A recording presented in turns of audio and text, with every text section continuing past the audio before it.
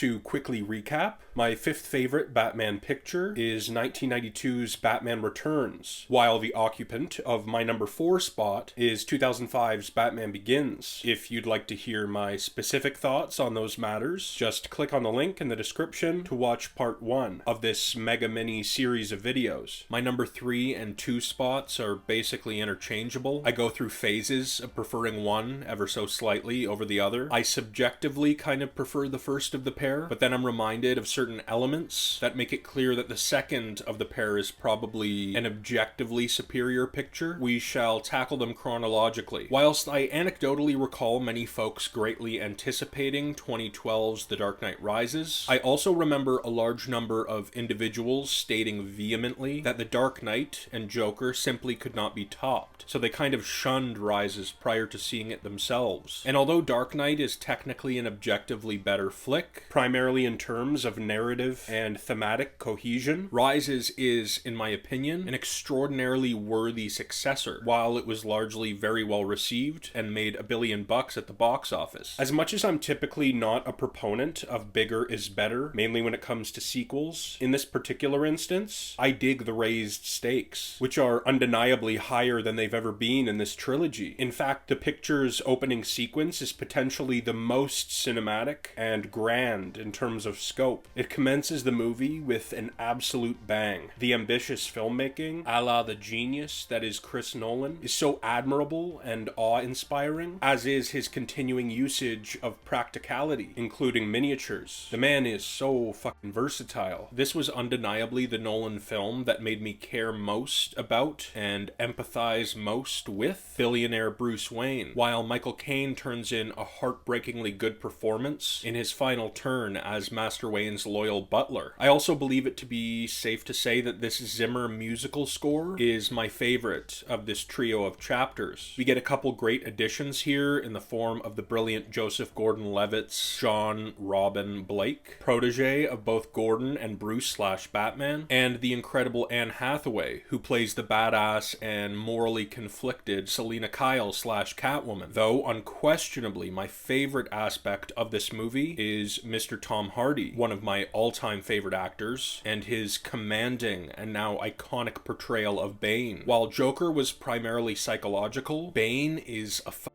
menacing physical force. I love his exceptionally memorable, kind of peculiar vocal performance and its juxtaposition against his colossal presence. I dig the real-world design of this comic character, his dope mask allowing for Hardy to do so incredibly much with his intense eyes. There's a multitude of fucking cool, exceedingly quotable lines of his, so many of which occur prior to, during, and following the initial phenomenally built-up showdown between Batman and Bane. I love the setting, the inherently grim atmosphere, as well as the complete lack of score. Bane breaking the Bat's back is certainly fucked up and brutal, but it is also an awesome cinematic moment, which pays great homage to a classic comic. The secondary brawl between the two is ultimately super satisfying. After Bane wildly punches through a column, Batman finally gets to beat his big ass a bit. He gains the upper hand, then perfectly delivers to Bane the ruthless, aforementioned via photo reference anyway, quote Bane had made to Bruce when he was at his lowest, broken at the bottom of a pit. Said pit seems to be a bit of a comic homage to the Lazarus pit, which fittingly provides us with an appearance from the self-proclaimed immortal Ra's al Ghul, though more so overtly and more so emotionally. This rather harrowing pit mirrors the one into which he fell as a child in Batman Begins. Now, when I mention this feature being subjectively superior, I'm talking about the fact that it is more emotionally resonant than the Batman, and part of that resonance is built upon the first two entries in this series. While Begins is about fear, and Dark Knight revolves around the dichotomy between chaos and law and order, Rises is about despair and learning to endure and rise from the darkness, rather than succumb to it. For me personally, this 2012 film is an extremely satisfying conclusion to Nolan's rather revolutionary Batman story. With every creative team member's announced involvement, my faith in Reeves' at the time forthcoming rendition of this classic character only increased, and the spectacular filmmaker, of whom I was already a massive fan following a pair of awesome Planet of the Apes movies, alongside my all-time favorite composer, Mr. Michael Giacchino, who not only scored the aforementioned Apes epics, but also the entirety of my favorite television series, Lost, as well as a top 3 animated feature of mine, Inside Out, absolutely delivered the greatness I was expecting.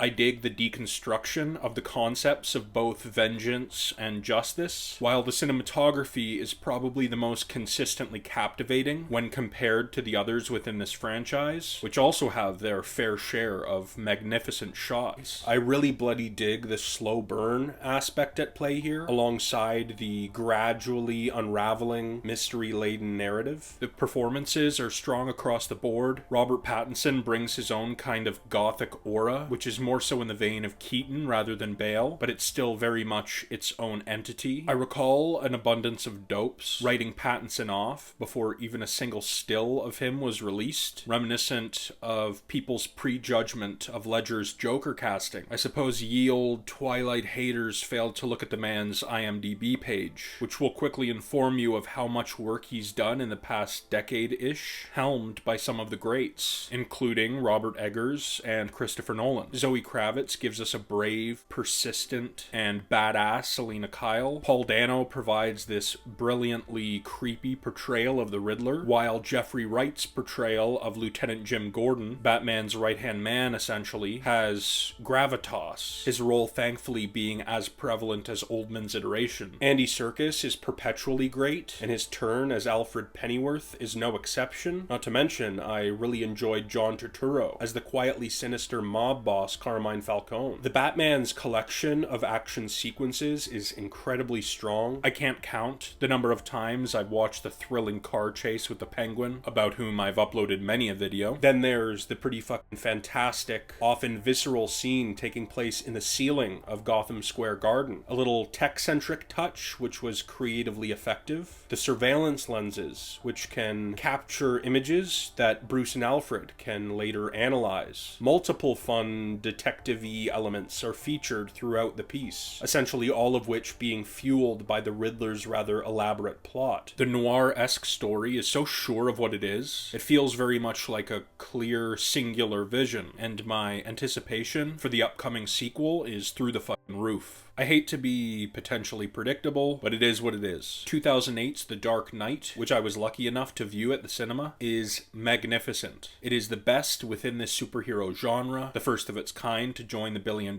club, and is widely considered to be one of America's greatest cinematic achievements. This flick is overflowing with thrilling action sequences. The opening bank heist scene is riveting, featuring a goosebump-inducing introduction to Batman's primary foe. There's an awesome scene subsequent to this one, during which Batman, as well as a number of his impersonators, take on Scarecrow and his crew. The entire sequence in which Batman extracts Lau from his grand building in Hong Kong is fucking awesome, as is the fantastic bazooka-filled tunnel chase, which gives us our first taste of the impossibly cool Bat-Pod, before providing potentially the best enormous truck flip in cinema. The vast majority of the all-star cast return, whilst Aaron Eckhart is an underrated addition, as he awesomely portrays the ultimately tragic Harvey Dent, aka Two-Face. I refer to the man's performance as underrated because he's unavoidably overshadowed by the unfathomably transformative, Oscar-winning Joker portrayal gifted to us by the late great Heath Ledger. Though as much as the revelatory Ledger performance is one of the most stunning things I've ever seen on screen, it does not, as I've stated in a past video, constitute the entirety of this picture's excellence. The Joker plays an immensely prevalent part in this film's narrative, but given Christopher Nolan's mastery of the art of filmmaking, this sensational creation acts first and foremost in service of the story, as does Eckhart's District Attorney Dent. When I see folks complaining, stating that Two-Face should have gotten his very own film, I literally could not disagree more. Harvey Dent is as integral to the Dark Knight's narrative narrative as the Joker is. He's Clowno's primary tool. Our antagonist's goal is to show the people of Gotham that even their whitest of knights is corruptible. Ledger's clown prince of crime is really a misanthrope, and all of the action he instigates displays that. He not only begs Batman to break his one rule and crush him with his bat pod, he also attempts to prove his point by giving the Gotham folks stationed on a pair of ferries the power to destroy each other, thereby proving the fallacy of a truly good moral compass. Batman is, of course, the psycho's polar opposite. He wants to provide the people of Gotham a sense of hope by whatever means necessary. There is not a solitary Joker-centric scene during which I feel like I'm watching a performance. Ledger's deep immersion has assured that none of himself is left on screen. This creation of his, he even designed his own disheveled clown makeup, is simultaneously funny, terrifying, sociopathic, but of course I must give a major tip of the cap to the screenplay, which provided Heath such riveting and juicy material to sink his teeth into. The Joker's ever-changing, self-told origin story, focused on his scars, is genius. It adds a tremendous amount of mystery and intrigue to this deranged bastard. I love his brutal, pencil-centric magic trick, the scene in which Joker prances out of a hospital whilst wearing a nurse's outfit as the enormous structure explodes behind him, and his "why so serious" catchphrase. A simple but extremely effective tagline I'd see back in the day on countless Joker posters. Everything about this character feels fresh, scarily authentic, and memorable, and so ingrained in pop culture. The Dark Knight deals in governmental corruption via an inside, empathetic perspective, which is quite unique. There's a lot of material involving the utilization of technology to violate the privacy of the people, which is not only extremely prevalent today, it also provides us with a fun sonar visual. This excellent picture